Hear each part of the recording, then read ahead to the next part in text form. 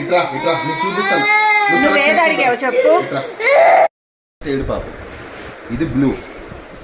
Okay ice వచ్చి ఇవన్నీ వస్తాయి ఇలా జిప్లా బాక్స్లో వస్తుంది.